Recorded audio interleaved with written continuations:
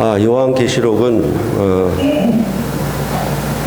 처음과 뒤에서 한결같이 이 예언의 말씀을 읽는 자와 듣는 자와 그 가운데 기록한 것을 지키는 자는 복이 있나니 때가 가까움이라고 1장 3절에 말했고, 보라 내가 속히 오리니 이 두루마리의 예언의 말씀을 지키는 자는 복이 있으리라고 22장 7절에 말씀했습니다. 그렇기 때문에 요한계시록을 강론하면서 모두의 처음에 이 말씀을 읽고 듣고 지키는 자에게 복을 주시려고 주신 예수 그리스도의 계시다, 이렇게 말씀을 드렸습니다. 요한계시록은 이처럼 종말의 심판의 계시를 말하고 있기 때문에 이 종말의 심판을 통해서 우리에게 주시는 복이 무엇인지, 그 상급이 무엇인지에 대해서 잘 말해주고 있습니다. 그러할 때 모세로 말미암아 이스라엘 백성에게 주어진 여호와 하나님의 계시는 애굽에서 나온 이스라엘 백성으로 하여금 가나안 땅에 들어가 복을 얻게 하기 위하여 주신 말씀이었습니다. 그러나 예수 그리스도의 계시는 흑암의 권세에서 벗어난 교회로 하여금 새하늘과 새 땅에 들어가 복을 얻게 하기 위해 주신 말씀입니다. 이것을 저는 크게 옛 출애굽과 새 출애굽으로 분류를 했고, 성경 역시 옛 언약과 새 언약으로 크게 두 가지로 분류를 하고 있습니다.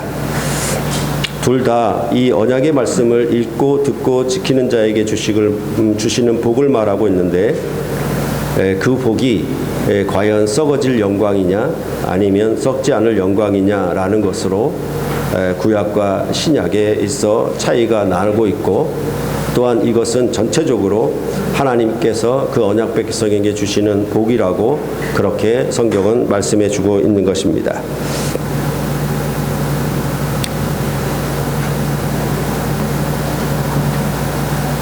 보통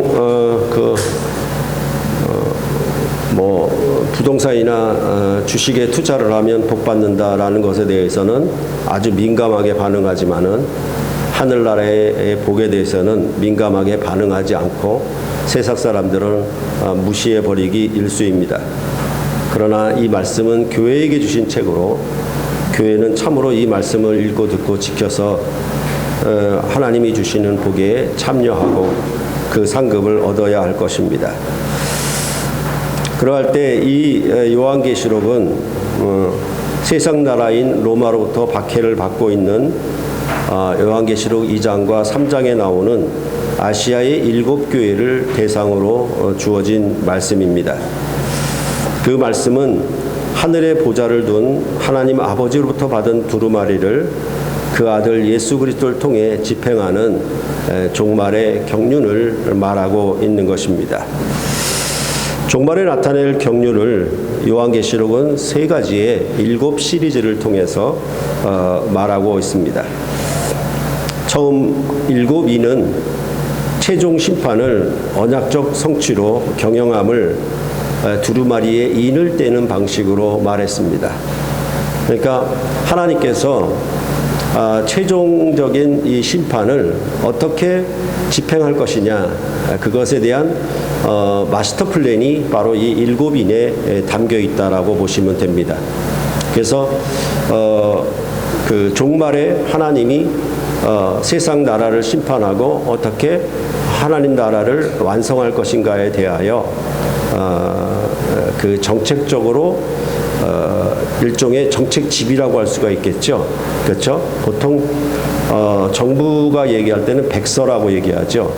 그 백서 형식으로 되어 있는 것이 바로 7인이라고 생각하시면 되겠고, 그러면 그 7인의 집행, 7인의 경영이 어떻게 시행될 것인가에 대하여 전체적으로 7 나팔, 7 대접, 이렇게 말하고 있다라고 보시면 되겠습니다. 그러할 때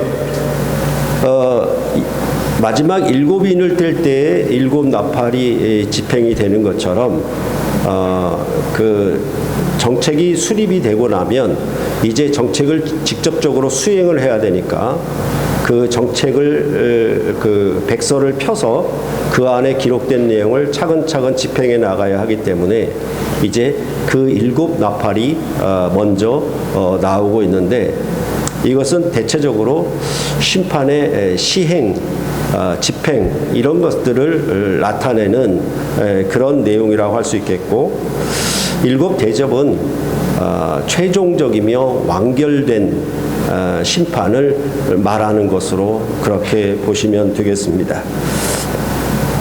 그래서 요한계시록은 이렇게 7인, 7 나팔, 7 대접의 3가지의 중첩된 7 시리즈를 통해서 하나님이 어떻게 마지막 최종적인 심판을 경영하실 것인가에 대하여 말씀하고 있고, 이것을 읽고 듣고 지키는 자가 복이 있는데 그것은 새하늘과 새 땅에 참여하는 영원히 썩지 아니하는 생명을 얻는 것으로 그렇게 요한계시록은 말하고 있습니다. 그러므로 요한계시록을 읽고 듣고 지키는 자는 실로 복이 있는 것이고, 이것은 교회에게 열려진 책이지 세상에게 열려진 책이 아닙니다. 그렇기 때문에 세상은 눈이 감기고 귀가 막히고 마음이 닫혀서 이 말씀을 받아들일 수 없습니다. 그러나 교회 안에 하나님의 백성들은 이 말씀을 읽고 듣고 지켜서 복에 참여하도록 된 것입니다. 그 가운데 오늘부터 우리가 살펴볼 요한계시록 12장으로부터 14장은 7 나팔과 7 대접 사이에 기록되었습니다. 7 나팔의 심판과 7 대접의 심판을 모두 동일하게 최후 종말의 심판으로 보는 것은 이러한 그 요한계시록 12장부터 14장이 이 중간에 끼어 있는 것 때문에 사실 똑같은 최후 심판을 반복적으로 2번 말했다라고 보기에는 조금 무리가 있습니다. 그래서 혹자는 지난 시간에도 말씀드렸던 것처럼 요한계시록을 강의하다가 처음에는 12장부터 14장을 7 대접 심판의 도입, 서론 부분으로 보았다가 강론을 하는 도중에 다시 이 12장으로부터 14장을 7 나팔의 결론으로 그렇게 바꾸는 경우를 보았습니다. 이렇게 앞에서 이렇게 했다가 뒤에 이렇게 바꾸는 얘기는 물론 처음에 잘 해석이 되지 않아서 그렇기도 하겠지만 그만큼 12장으로부터 14장을 어느 위치에 놓아야 하는지 헤매고 있다라고 하는 증거입니다. 요한계시록 12장으로부터 14장은 하늘의 싸움을 하는 교회의 전투를 기록한 것이라고 하는 데에는 별로 이견이 없습니다.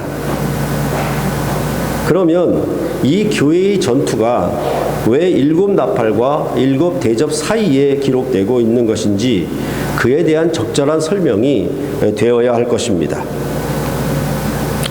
이에 대한 설명은 성경 전체가 옛 언약을 새 언약으로 성취하는 말하고 있기 때문에 기본적으로 구약의 출애굽 사건을 모형으로 가져와서 이 7 나팔과 7 대접 사이에 있는 이 교회의 전투를 기록한 12장부터 14장을 해석해야 할 것입니다. 그것은 성경은 옛 언약으로 이루는 옛 출애굽과 새 언약으로 이루는 새 출애굽으로 되어 있기 때문이며 그 둘의 관계를 항상 언약의 성취로 말하고 있기 때문에 신약이 없이 구약은 말할 수 없고 구약 없이 신약을 말할 수가 없는 것이죠. 이 2가지를 분명하게 붙들고 있어야 우리는 성경 해석을 바르게 할 수가 있다라는 것입니다. 지난 시간에도 말씀드린 바와 같이 구약의 출애굽으로 이루는 이스라엘 나라는 전체적으로 보면은 2개의 큰 싸움으로 이루어졌다라고 볼 수 있습니다. 그 첫 번째 큰 싸움은 애굽을 홍해 바다에서 심판한 것이고, 2번째 큰 싸움은 다윗 왕을 통해 가나안 족속을 완전히 정복한 그 싸움이라고 볼 수 있습니다. 그리고 이러한 모든 두 가지 큰 싸움들은 전부 아브라함, 이스라엘의 조상 아브라함에게 하신 약속을 성취하신 것이다. 이렇게 한결같이 말해주고 있습니다. 그렇다면 새 출애굽으로 이루는 메시아의 나라인 교회도 역시 이 두 개의 큰 싸움의 틀을 가지고 있을 것입니다.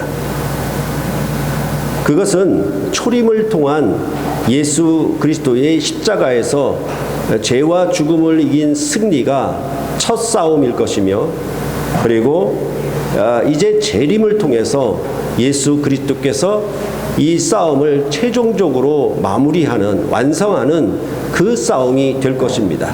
그렇게 되면 이제 완전히 사탄을 멸망시키는 그런 싸움을 마무리하게 될 것이라고 말씀을 하고 있는 것입니다. 이건 역시 전체적으로는 아브라함에게 하신 언약을 성취하신 것이다 라고 말을 하고 있고, 이것은 우리가 요한계시록 10장과 11장에 나타냈던, 말씀하고 있는 복음의 비밀이 이루어졌다라는 말과 일치를 합니다. 그러니까 전체적으로 요한계시록은 무슨 얘기를 하냐면 언약의 성취, 복음의 비밀의 성취, 이런 방식으로 말을 하고 있다는 점을 우리가 유념해야 할 것입니다.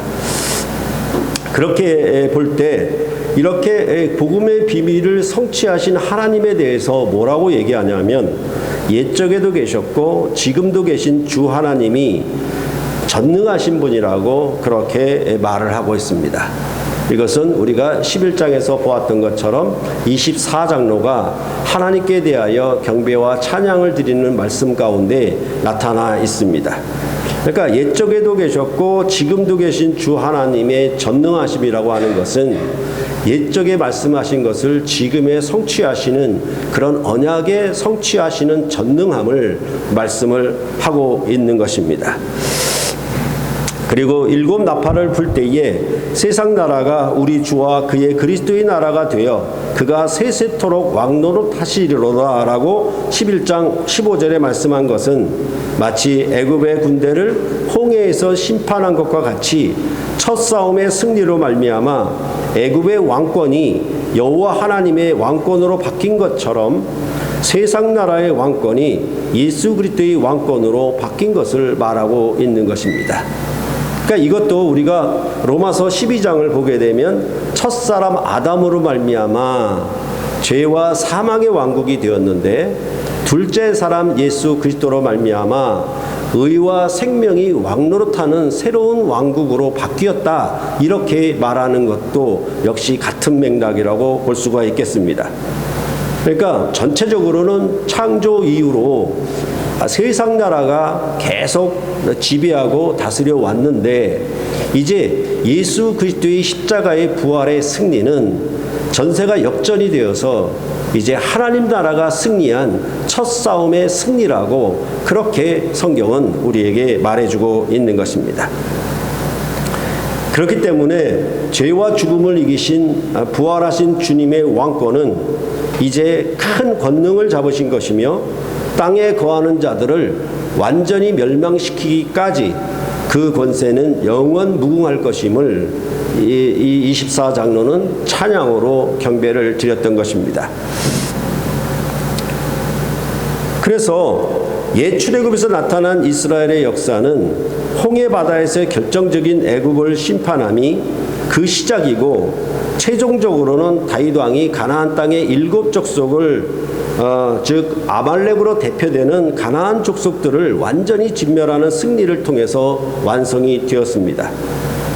그러면 이 첫 싸움의 승리는 가나안 땅의 최종적인 승리를 얻기 위하여 그 사이에 앞으로 계속 될 것입니다. 다시 말해서 홍해에서 애굽의 군대를 멸한 그 사건이 시작이라면, 첫 싸움의 승리라고 하면, 최종적으로 다윗 왕이 가나안 족속을 완전히 정복하는 그 사이에는 무슨 내용이 기록되냐면, 그것 역시 이스라엘이 아말렉 족속과의 전투를 대대로 계속해가는 그런 전투를 기록하고 있는 것이 구약의 전체적인 흐름이에요.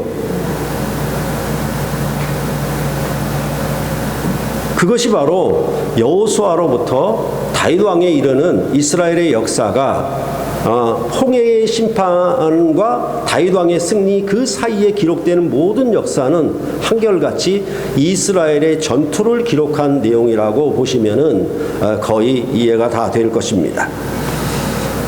그렇다면 새 출애굽에서 나타나는 교회의 역사도 그리스도의 십자가에서 얻은 첫 승리, 곧 죄와 죽음을 심판한 첫 승리 이후에 예수 그리스도로 말미암아 새롭게 시작된 하늘나라의 12사도로 대표되는 교회가 계속되는 전투를 하게 될 것이고, 이는 결국 예수 그리스도의 재림을 통한 최종적인 승리로 완결될 것입니다.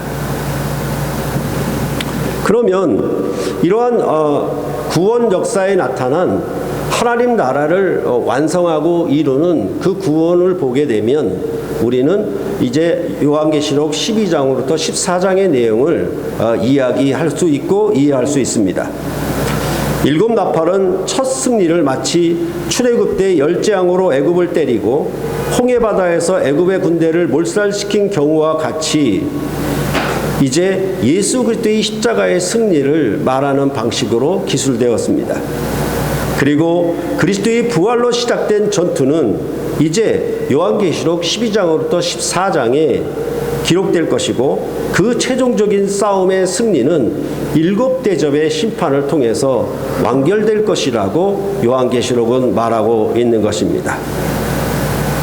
그러니까 일곱 나팔은 첫 싸움, 즉 심판의 집행이 시행되는 것을 말한다라고 하면, 12장으로부터 14장은 그 시작된 전투가 교회로 말미암아 계속될 것임을 말을 하고, 이 전쟁의 결국은 승리는 완결은 바로 일곱 대접의 심판을 통해서 이루어진다라고 이 요한계시록은 우리에게 말하고 있는 것입니다. 그래서 다윗의 자손으로 오신 예수 그리스도의 왕권, 그가 철장을 가지고 모든 나라를 다스리는 그런 능력과 권능으로 사탄을 완전히 무정에게 잡아 가두게 되면 이제 그리스도 안에서 온전한 새하늘과 새 땅의 나라로 완결되고 완성될 것이라고 요한계시록은 우리에게 말해주고 있는 것입니다. 이러한 전쟁 패턴은 성경에 나타난 구원 역사에서만이 아니라 일반 전쟁, 우리는 이 일반 세계의 역사 속에서도 이러한 전쟁 패턴은 항상 나타나고 있습니다. 세계 2차 대전에서 미국과 일본과의 싸움을 보면은 이 싸움의 패턴이 그대로 재현되고 있다는 것을 여러분은 볼 수가 있습니다. 일본의 진주만 기습으로 일본이 태평양에서 우세를 점하다가 미드웨이 해전에서 미국이 승리함으로 전세는 역전이 되고, 결국 일본의 원자폭탄을 투하함으로 최종적인 승리를 거두게 되는 것입니다. 그러면 미국 입장에서 보면은 미드웨이 해전은 첫 승리가 되는 것이고, 이제 히로시마의 원자폭탄 투하로 얻은 최종적 승리는 마지막 두 번째 승리가 된다라고 볼 수가 있겠죠. 그렇다면 미드웨이 해전에서 이룬 첫 승리와 히로시마의 원자폭탄의 최종적인 승리 사이에는 이제 계속 전투가 계속되겠죠. 이제 미국이 계속 일본 본토를 향하여 태평양을 비롯해서 일본 본토를 점령하는 그런 싸움이 계속될 것입니다. 그 싸움의 최종적인 결과가 바로 히로시마의 원폭 투하로 나타난 것이라고 보게 되면, 이제 일곱 나팔, 그리고 12장부터 14장의 교회의 전투, 그 다음에 일곱 대접의 심판도 이런 전쟁의 패턴을 그대로 그리고 있다라는 사실을 여러분들이 보시면은 우리가 이 요한계시록에 대해서 그리 어렵게 생각할 필요가 없다라는 것입니다. 아주 쉽게 그 내용을 우리가 잘 이해할 수 있게 될 것입니다. 그래서 이러한 전쟁 패턴을 또한 모세오경에서 우리가 비추어 본다면, 홍해 바다의 승리와 요단강을 건넌 승리로 보아서는 이 두 승리는 시작과 완성으로 그렇게 말할 수 있어요. 그래서 왜 홍해 바다를 가르는 사건과 요단강을 가르는 사건이 거의 비슷하게 왜 성경에 기록되는지에 대해서 굉장히 의문이 많거든요. 그런데 이제 이 홍해바다의 승리와 요단강의 승리 그 사이에 뭐가 있냐면 광야가 있는 거예요. 그러니까 이 처음 싸움의 승리와 최종적인 싸움의 승리를 같은 방식으로 말을 해서 이제 애굽의 군대를 몰살시킨 홍해바다의 승리가 요단강을 건너므로 완성됐다, 성취됐다라고 말하는 것을 얘기하고자 하고, 또 하나는 뭐냐 하면, 그러면 애굽의 홍해바다와 요단강 사이에는 무엇이 있었느냐라고 얘기한다면 이스라엘 백성이 광야를 지나는 동안의 싸움이 거기 기록되고 있다라는 사실입니다. 그렇게 보면은 이제 출애굽기에서는 애굽을 심판한 첫 싸움의 승리가 기록된 것이고, 레위기는 하나님과 교제하는 생명을 말하기 때문에 조금 그 전쟁과는 조금 비켜나 있는 그런 모습이죠. 근데 그 다음에 기록된 민수기는 이스라엘이 하나님의 군대로서 싸우는 싸움의 내용을 기록하고 있고, 민수기의 그 싸움의 전체적인 배경은 광야를 배경으로 하고 있다라는 것입니다. 그리고 이 민수기에서 이 싸움을 거치고 나면 이제 신명기에서 요단강을 가르고 가나안 땅에 들어가는 생명의 복을 말하는 방식으로 기록되고 있는 것입니다. 그렇기 때문에 모세오경 전체가 이러한 첫 승리와 마지막 승리 다음에 결정적인 승리 안에 그 사이에 이스라엘이 광야에서 싸우는 싸움을 계속 기록해주고 있는 것입니다. 그렇기 때문에 요한계시록 12장부터 14장에서 나오는 주요한 배경 중에 하나가 뭐냐 하면 바로 광야입니다. 그래서 오늘 12장 6절에 보면 여자가 광야로 도망하매라는 말씀이 기록되고 있는 것입니다. 이 말씀에서 알 수 있는 것처럼 이제 광야를 배경으로 교회의 전투가 마치 민수기처럼 펼쳐지는 것이 바로 이 12장부터 14장의 내용이라고 우리가 보면 되겠습니다. 늘 여러분께 말씀드렸던 것처럼 출애굽 때 이스라엘은 여호와의 군대로 나왔다라고 말해 주었습니다. 그러니까 출애굽으로 인한 해방과 자유, 그리고 이제 구원이 마치 다 된 것처럼 그렇게 성경은 말하지 않아요. 애굽에서 나온 그 구원을 무언가 이제 나는 천당 갈 수 있고 천국에 들어갈 수 있는 모든 조건이 완료된 것처럼 말하지 않아요. 애굽에서 나온 것을 뭐라고 얘기하냐면 이제 가나안 땅에 직접 입성하게 됐다라고 말하는 것과 연결시키는 것이 아니라 여호와의 군대로 나와서 민수기처럼 광야에서 싸움을 이 전쟁을 통과함으로 결국은 요단강을 건너 가나안 땅을 얻게 되었다라고 말하는 것이 모세오경의 전체적인 흐름이에요. 그렇게 볼 때 신약 성경도 이 홍해 사건을 가져와서 바울은 고린도전서 10장에서 이것을 세례로 해석해 버려요. 세례라고 하는 것은 하나님의 언약 백성으로 출발하는 것이거든요. 예수 그리스도와 함께 죽고 예수 그리스도와 함께 다시 산 이 세례를 받음으로 이제 하나님의 자녀들은 세례로 말미암아 거듭나고 세례로 말미암아 새로운 출생을 가져온 것입니다. 그럼 그 세례는 이제 시작된 것이죠. 그러면 이 세례로 말미암아 이스라엘 백성의 여호와의 군대로 나왔던 것처럼 이제 교회는 하늘의 군대, 예수 그리스도의 군대로 나오게 되는 것이라고 그렇게 말할 수가 있는 것입니다. 그렇기 때문에 신약의 서신들은 이제 거의 모두가 다 전투 서신이라고 볼 수 있어요.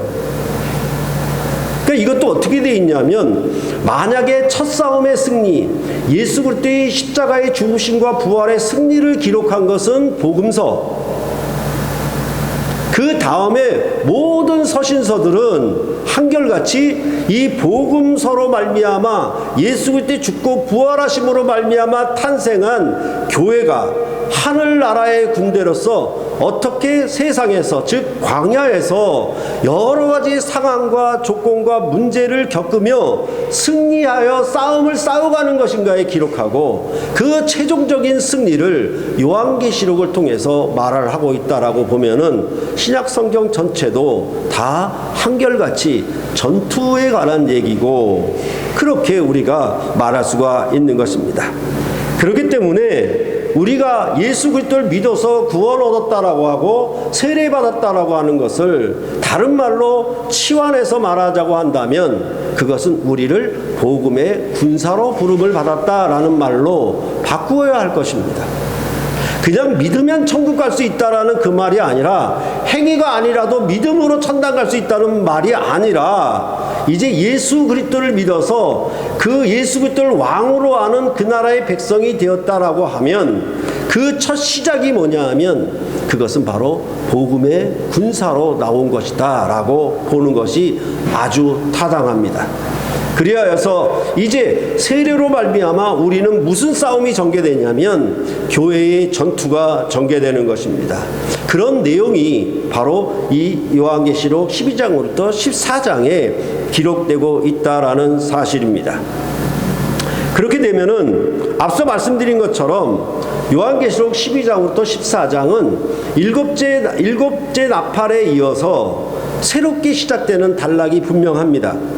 일곱 나팔이 3분의 1 심판을 말한다면, 이제 일곱 대접은 전체적이고 완결된 심판을 말하는 것이기 때문에, 그러면 일곱 나팔, 그 다음에 12장부터 14장의 교회의 전투, 그 다음에 일곱 대접의 심판을 전쟁 모드로 본다라고 하면 어떻게 봐야 되냐면, 일곱 나팔의 심판은 3분의 1의 전투, 그 다음에 12장부터 14장은 3분의 2의 전투, 그 다음에 일곱 대접의 심판은 3분의 3의 전투라고 보시면 돼요. 그러면 3분의 3의 전투니까 완결된 것이라고 보면 되죠. 그런 역할을 지금 3분의 1의 심판을 일곱 나팔을 통해서 나타냈고, 그 다음에 3분의 2의 심판을 교회의 전투를 통해서 나타내고 있고, 그 다음에 최종적인 심판을 일곱 대접의 심판을 통해 3분의 3의 심판을 나타냈다라고 보면 되는 거예요.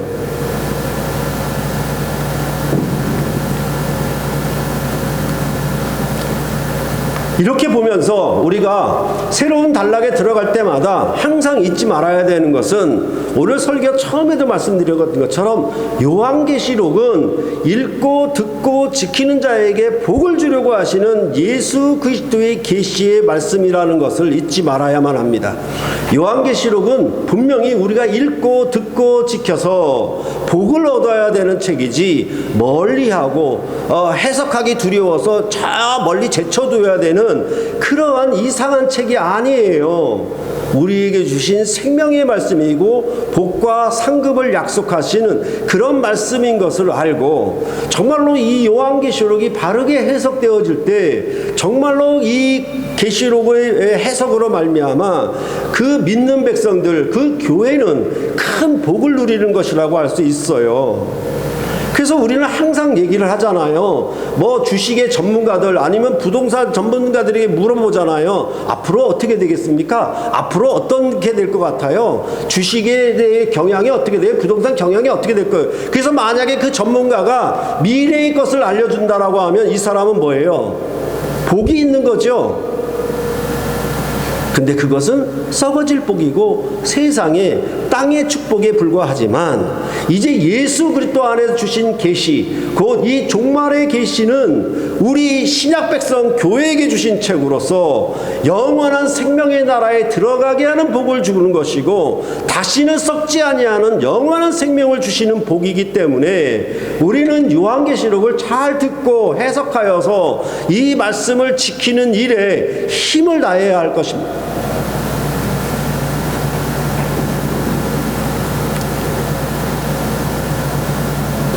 그러할 때 이 요한계시록을 쓰게 된 그 배경은 1장 9절에 나오는데, 나 요한은 너희 형제요 예수의 환난과 나라와 참음에 동참하는 자라. 하나님의 말씀과 예수를 증언하였으므로 말미암아 밤모라 하는 섬에 있었더니 라는 것이 배경이 되겠습니다. 또한 사도 요한을 비롯해서 아시아의 7교회가 로마 제국으로부터 당하는 박해 가운데 있는 그 역사적 배경을 우리가 요한계시록의 배경으로 이해하면 될 것입니다. 이러한 로마로부터 받는 교회가 핍박받는 가운데에 이제 이 요한계시록을 통해서 아시아의 7교회로 하여금 반드시 이 교회의 전투에 승리해서 하나님이 약속하신 새하늘과 새 땅을 상속하라고 그렇게 말씀하고 있는 거예요. 그러니까 다시 말해서 이스라엘 백성이 애굽에서 나와서 시내산에서 율법을 받으면 그 율법에 뭐가 기록되고 있냐면 미래의 목표가 기록되고 있어요. 다시 말해서 가나안 땅 7족속을 정복할 것이 언약서에 기록되고 있는 거예요. 그 언약서를 읽고 듣고 지키면 그 복이 무엇이다? 가나안 땅을 정복하고 가나안 땅을 상속하게 되는 복을 얻게 된다라고 그렇게 말씀한 것과 같이 그것은 모세로 말미암아 주어진 계시였지만은 이제 예수 그리스도의 계시인 이 요한계시록은 이제 예수 그리스도의 부활의 승리로 말미암아 나타난 첫 승리를 통해서 이제 교회가 새 언약의 말씀 이 복음의 비밀을 듣고 지켜 순종함으로 말미암아 교회의 전투에서 승리하여서 너희가 새 하늘과 새 땅을 들어가게 되는 그런 복을 얻게 되라는 말씀으로 우리에게 주어지는 것입니다. 그러니까 이스라엘 백성이 민수기에서 가데스바네아에서 정탐했을 때에 그들은 가나안 족속의 장대함을 보고 안악자손과 같이 즉 다윗이 골리앗을 보았던 것처럼 그 백성의 장대함을 보고 두려워서 물러섰는데 그 일로 이스라엘 백성은 전부 광야에서 다 죽었습니다. 그것처럼 히브리서도 무슨 얘기를 하냐면 이제 로마 제국으로부터 피 흘리는 싸움 즉 순교에 해당하는 그런 박해가 일어날 것인데 너희는 가데스바나에서 뒤로 물러선 것처럼 그렇게 박해에 뒤로 물러서지 말라고 권면하고 있는 것입니다. 왜냐하면 이 예수 그리스도의 부활의 승리는 애굽에서의 홍해에서 애굽을 심판한 그 승리와 비교할 수 없는 완전하고 절정의 승리였기 때문에 이 승리를 기초로 한 하나님의 교회는 세상 나라로부터 당하는 모든 박해와 핍박을 겪을 때 그 핍박과 박해로 말미암아 뒤로 물러가지 말라고 앞으로 더 힘차게 경주하라고 그렇게 히브리서는 우리에게 말해주고 있는 것입니다.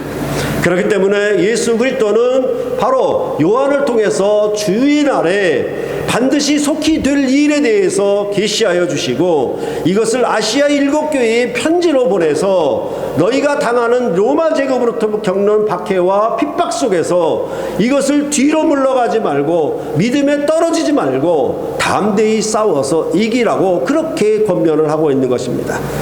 그렇기 때문에 요한계시록은 이기는 자는 이렇게 계속 말을 하고 있는 것입니다. 왜냐하면 이제 아시아의 7교회가 세상에 즉 광야와 같은 세상에 있기 때문에 그렇습니다. 이 광야를 통과해야 승리를 하는 것입니다. 광야가 없이 가나안 땅에 직접적인 입성은 없습니다. 그것처럼 예수 그리스도를 믿기만 하면 천국에 직접적인 입성은 전혀 없습니다.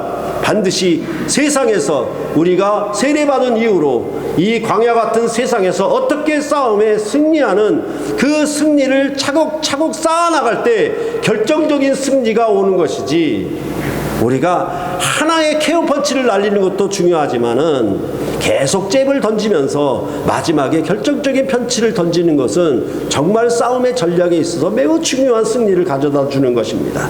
그런 것처럼 교회가 이 광야에서 교회의 전투를 수행하여 반드시 승리하여 이기는 자가 되어서 그 상급을 받으라고 아시아의 7교회에 권면하고 있는 것입니다. 그렇기 때문에 이 아시아의 7교회에 계시하신 예수 그리스도의 영광은 바로 군대의 총사령관으로 자기 자신을 보이는 것입니다.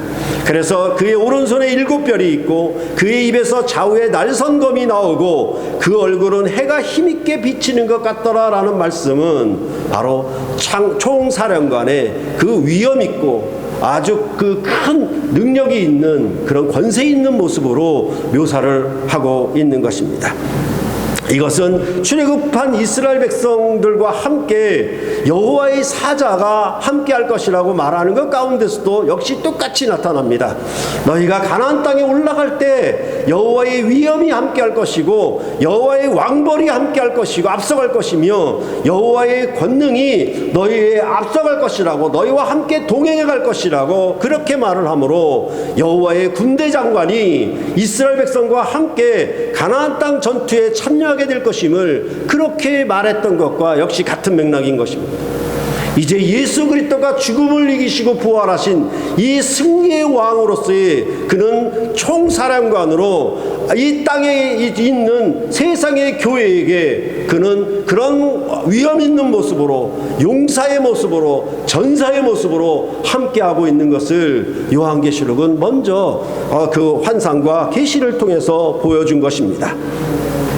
그렇기 때문에 출애굽기 15장의 홍해에서 거둔 승리를 통해 이스라엘 백성이 노래할 때 여호와의 위엄을 노래합니다. 강한 손을 노래합니다. 그의 오른손을 높이 들어 찬양합니다. 그럴 때에 그분은 바로 용사시라고 하나님의 전사라고 그렇게 표현을 했습니다. 그 싸움의 승리를 가져다 준 이 용사에게 싸움의 영광을 돌렸던 것입니다. 그와 마찬가지로 이제 아시아 7교회와 함께 총사령관으로 이 교회에 함께 하시는 예수 그리스도께서는 하늘의 군대 장관으로 교회와 함께하여 주셔서 참으로 교회가 광야에서 세상 나라의 박해와 핍박과 위협에 맞서 어떻게 승리해야 될 것을 나타내는 참으로 존귀하고 복이 있는 그런 말씀인 것입니다. 그러므로 이 광야를 통과할 동안에 항상 얘기하는 것은 뭐냐 하면 요한계시록 14장 12절과 같이 성도들의 인내가 여기 있나니 저희는 하나님의 계명과 예수 믿음을 지키는 자니라 이렇게 말씀을 하고 있어요. 그러니까 이 광야를 통하는 동안에 어차피 우리에게 필요한 것은 인내예요. 이것을 안 지나갈 수가 없어요. 그러면 이것을 통과할 때 시험과 시련을 겪을 때 필요한 것은 인내고 그 인내는 마냥 그냥 마구잡이로 기다리는 것이 아니라 믿음으로 지킴으로 인내하는 것이라고 그렇게 말을 하고 있는 것입니다. 그래서 신명기에서도 이스라엘 백성이 광야를 통과하고 나서 모압 평지에 이르렀을 때 이렇게 얘기합니다. 너희가 광야를 통과할 때에 발이 부르트지를 않았어. 손이 어떻게 상하지 않았어. 옷 한 벌로도 충분히 지냈어. 이렇게 한 것은 너희를 낮추고 겸손하게 해서 하나님을 복종하는 하나님의 백성으로 세우기 위해서 너희를 그렇게 성장시키기 위해서 하나님은 광야의 통과 과정을 주셨다라고 그렇게 말하였던 것처럼 예수 그리스도 안에서 우리가 새하늘과 새 땅에 들어가는 이 구원의 복음을 듣고 믿었을 때에 우리에게 주시는 이러한 시련과 시험과 환난은 우리를 반드시 성장케 하는 것이고 고난을 통해서 우리를 완전케 하는 놀라운 하나님의 은혜의 방편이라고 그렇게 성경은 일관되게 얘기를 하고 있는 것입니다.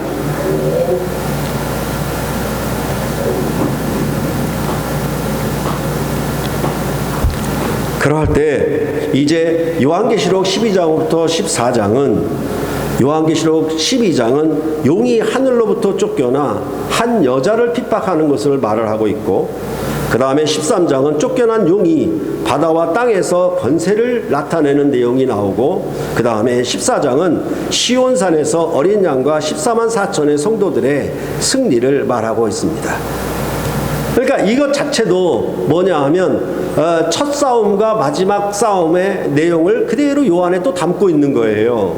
그렇게 얘기해서 이제 짐승의 표를 이마에 받은 사람들하고 그 다음에 14만 4천의 하나님의 인을 이마에 받은 사람들과의 대척, 어떤 큰 전쟁을 양 진영에서 딱 도열하여서 군사들이 선 것처럼 그렇게 14장에 얘기를 하고 있고 그 14장 그 전투를 통해서 마지막 추수를 말하므로 마지막 전쟁의 승리로 전리품을 얻는 방식으로 그렇게 12장으로부터 14장까지 기록되고 있는 것입니다. 그러니까 참으로 우리는 이처럼 계속해서 성경의 전 역사를 우리가 보는 이유는 항상 나는 나만 생각하고 내가 처한 이 시점에서 내가 처한 환경과 내가 처한 조건 속에서만 자기를 보려고 해요. 아니에요. 그건 자기를 보는 방식이 아니에요. 역사 속에서 자기를 보는 것이 바른 방식이에요. 그렇지 않습니까? 그러니까 우리가 개인의 역사라고 하더라도 어린이 때는 어린이의 역사 속에서 자기를 봐야 되지, 어린이인데 어른처럼 행동하면 그건 안 되는 일이고, 그 다음에 어른이 되었을 때, 성인이 되었을 때에는 그 개인의 역사 속에서 성인이 되었는데도 불구하고 어린이 짓을 하게 되면 안 되는 거예요. 항상 우리의 삶들도 개인의 역사 속에 자기 삶을 분별해서 살아야 되는 것이지, 어른인데도 불구하고 어린이처럼 맨날 부모에게 매달려서 그렇게 사는 것은 참으로 합당하지 않은 것입니다. 그렇다라고 하면 왜 우리가 성경을 역사적으로 전하는 것이냐라고 할 때, 우리는 옛 출애굽의 이스라엘 백성이 모세로 말미암아 얻은 가나안 땅을 우리는 얻고자 하는 싸움이 아니라 예수 그리스도의 부활의 승리로 말미암아 새 하늘과 새 땅을 상속하는 이 싸움에 우리는 부름을 받았고, 이 역사적인 시대에 맞추어 우리는 그리스도의 승리 위에서, 그리스도의 부활의 승리 위에서 우리의 싸움을 전개해 나가야 하는 것입니다.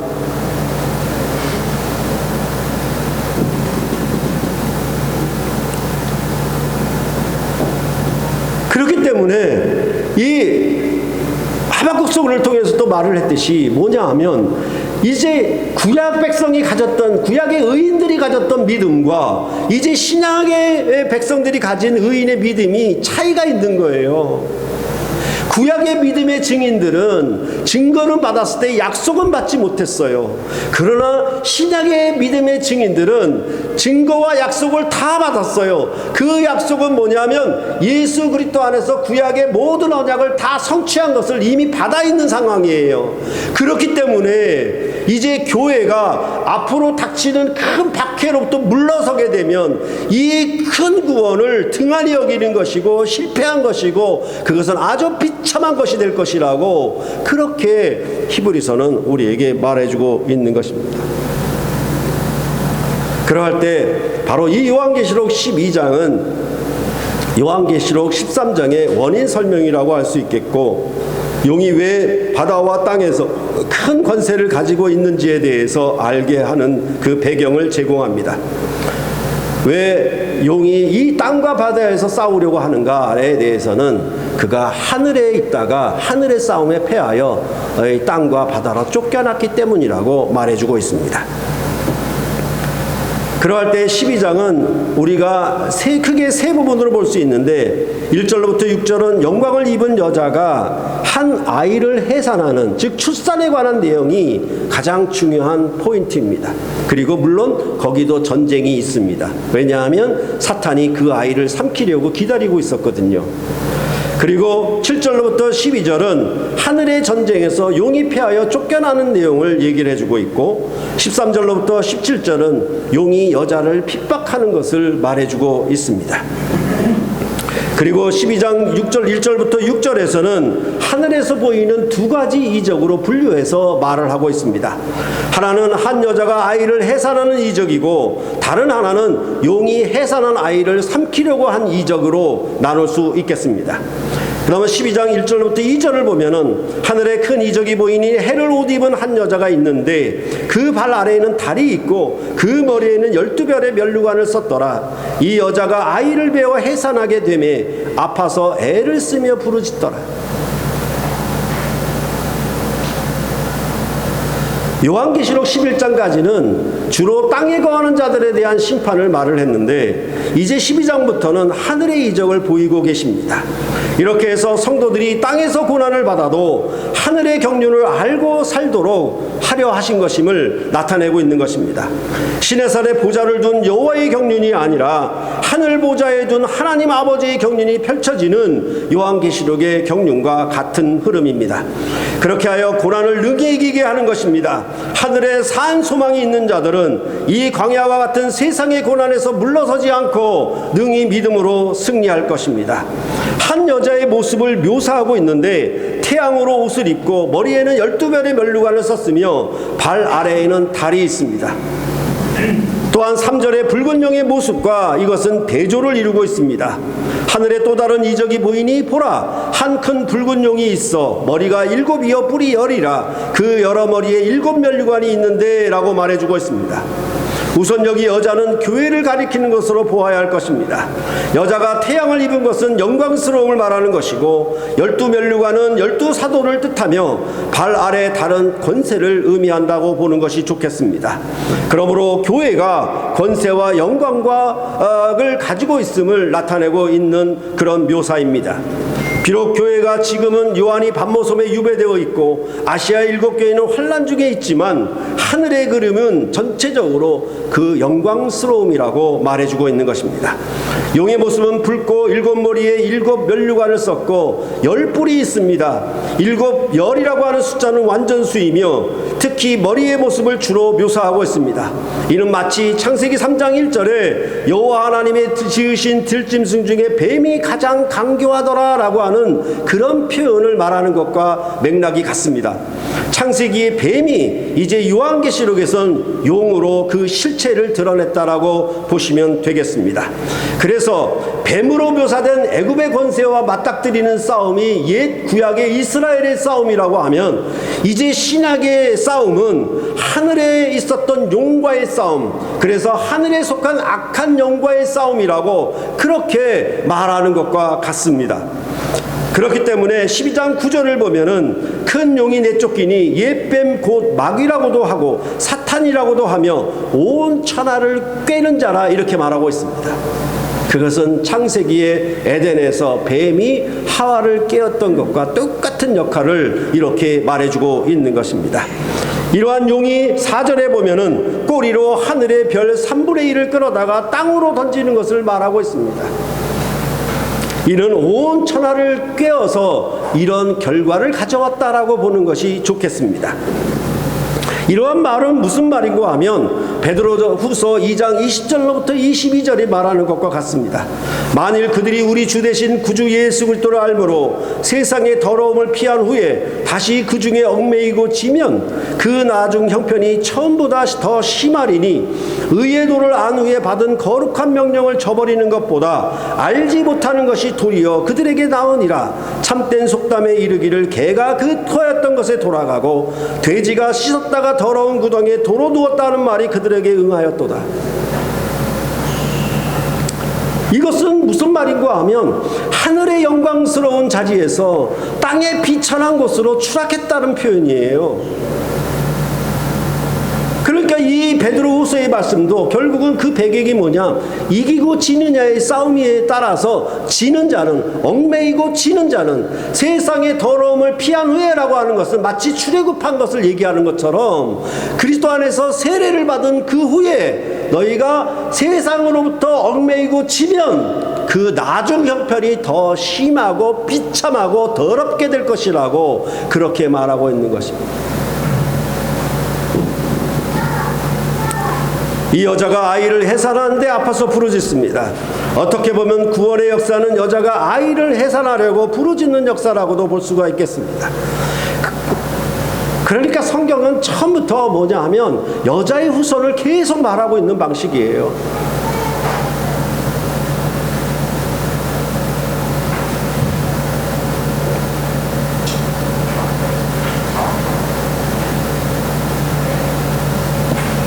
엊그제도 뭐 어떤 TV 프로그램을 보니까 자기 친정어머니로부터 딸이라고 아들과 비교해서 온통 천박을 다 받으면서 자라는 엄마가 있더라고요. 그래서 아버지의 밥상을 곁눈질했다는 것으로 그 말로 대꾸박을 그냥 한 대로 어머니로부터 맞았다고 할 정도로, 그래서 머리에서 피가 솟을 정도로 그렇게 맞은 적도 있다라고 하는 그런 어머니의 비참한 인생을 봤어요. 그러면서 그가 하는 말이 뭐냐 하면, 그 모든 고통, 그 모든 어려운 때를 무엇으로 극복했냐면 자기 딸을 낳은 기쁨으로, 딸을 낳은 그 행복과 기쁨 때문에 친정의 여자로부터, 여자이기 땅에 당했던 그 비참한 역사를 다 잊고 딸을 낳은 기쁨으로 인해서 그것을 극복하여 이겼다라고 말을 하는 거예요. 이처럼 여자의 후손은 이런 의미를 갖고 있습니다. 요즘 젊은 세대는 몰라요. 그저 자기만 알아서 아이를 안 낳으려고만 하지, 아이를 낳는 기쁨이 무엇인지 몰라요. 참 답답하죠.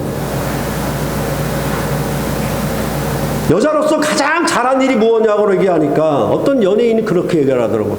자기가 딸을 낳은 기쁨이라고. 딸을 낳은 거 제일 잘한 일이라고. 여기 아들도 포함됩니다. 딸만 얘기하는 거 아니에요. 그러니까 여자의 구원은 여자의 후손을 낳는 것에 구원이 있어요. 그것처럼 성경의 역사도 이렇게 여자의 후손을 계속 얘기하는 것입니다. 4절에 보면은 용이 해산하는 여자 앞에서 그가 해산하면 그 아이를 삼키고자 하더니 라고 말합니다. 이것은 아담의 범죄 이후로 계속되어 왔던 일입니다. 창세기 3장 15절에 내가 너로 여자와 원수가 되게 하고 너희 후손도 여자의 후손과 원수가 되게 하리니 여자의 후손은 네 머리를 상하게 할 것이며 너는 그의 발꿈치를 상하게 할 것이라고 말씀하셨습니다. 그렇기 때문에 악의 세력은 가인이 아벨을 죽였고 이스마엘이 이삭을 멸시했고 에서가 야곱을 내쫓는 그런 방식으로, 또한 사울이 다윗을 죽이려고 했던 방식으로 한결같이 그렇게 진행된 것입니다. 그 중에도 가장 강력한 방식으로는 애굽의 바로 왕이 이스라엘의 사내 아이를 다 죽이려고 한 것입니다. 그보다 더 가장 크고 확실한 아주 강력한 사탄의 방식은 헤롯이 예수를 죽이려고 베들레헴에서 난 모든 사내 아이를 다 죽인 사건입니다. 이것이 바로 아이를 삼키려고 했던 일. 그리고 그러한 일들은 최후에 그들이, 사단이 결정적으로 예수 그리스도를 십자가에서 죽이면은 완전히 이 상속자를 없애버림으로 말미암아 그들은 완전한 승리를 거둔 줄로 알았을 것입니다. 그래서 십자가에서 죽일 때에도 네가 하나님의 아들이거든, 네가 하나님의 아들이거든, 이렇게 자꾸 후손에 대하여, 상속자에 대해서 거듭거듭 묻고 있는 것입니다. 이제 5절을 보면 여자가 아들을 낳으니 이는 장차 철장으로 만국을 다스릴 남자라 그 아이를 하나님 앞과 그 보좌 앞으로 올려가더라 라고 말을 해서, 그 낳은 아이는 만국을 다스리는 왕이라고, 만왕의 왕이라고 그렇게 말씀하고 있습니다. 그리고 그 아이를 보좌 앞으로 올려갔다라고 말하면서 죽고 부활하여 승천하여 하나님 보좌 우편에 앉으신 그의 왕권을 이렇게 말해주고 있는 것입니다. 이제 6절을 보면 그 여자가 광야로 도망하며 거기서 1260일 동안 저를 양육하기 위하여 하나님의 예비하신 곳이 있더라. 아이가 승천하여 만국을 철장으로 다스릴 만한 권세가 있어도 아직 여자는 광야로 도망하며 1260일 동안 핍박을 받습니다. 그러한 가운데서도 교회는 승리할 것입니다. 그의 왕이 승리했기 때문입니다.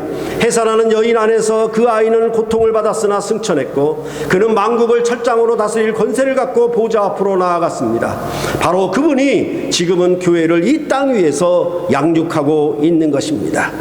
애굽에서 나온 이스라엘을 여호와의 군대 장관이 함께하였고 예수 그리스도의 죽으심과 부활로 말미암아 새롭게 출생된 교회를 철장을 가지신 총사령관으로 함께하고 계시는 것입니다. 그러니까 교회는 땅 위에 있고 환난을 받고 있어도 그의 머리는 하늘 보좌에 있고 권능과 은혜가 모두 그 머리로부터 오는 것입니다. 그것이 바로 교회의 비밀입니다.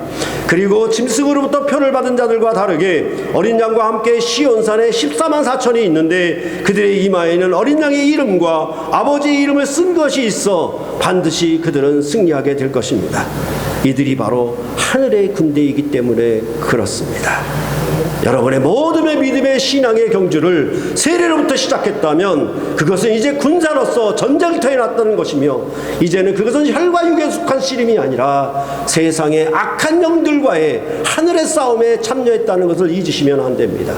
그래서 여러분의 모든 싸움에서 성경을 바르게 알고 성경 해석을 바르게 하여으로 말미암아 하나님의 주신 명령을 순종하고 듣고 지켜서 그것을 통하여 큰 복을, 여러분이 새하늘과 새 땅을 상속하는 복이 여러분과 저에게 주어지기를 바라는 것입니다. 그렇기 때문에 교회가 말씀을 해석하는 것은 성도들에게는 참으로 큰 복입니다. 이 복음의 비밀을 떠나서 다른 곳에 가서 교회와 연합하자고, 저는 그거 안 받아들여요. 요한 3서에도 있었던 것처럼 다른 주의 교훈을 가지지 않고 다른 교훈을 가지고 악수하고 인사하자고 하는 것은 저는 원치 않습니다. 그럴 때에 우리가 참으로 분별해서 서서 그리스도 예수 안에서 이러한 온전한 하늘의 전투, 교회의 전투에 참여하여 여러분의 믿음을 통해 인내함으로 끝까지 승리하는 여러분과 제가 되시기를 간절히 소원합니다. 기도하시겠습니다.